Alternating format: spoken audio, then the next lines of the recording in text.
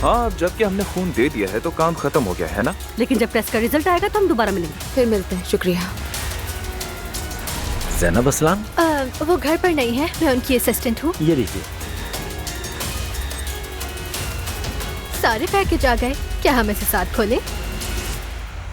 हाँ, ये तो मेरा पसंदीदा ब्रांड है, कितना खूबसूरत है।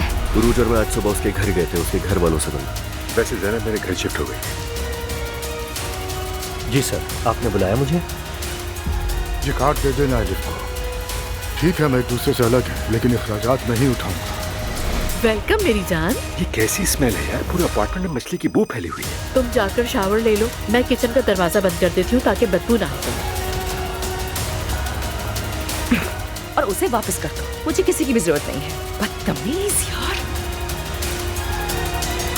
काफी दिनों से अपनी पोती को नहीं देखा मैंने, बहुत याद आ रही है। बेटा तुम दुआ से बात करो कि वो कल जवेरिया को हमसे मिलाने घर ले आए।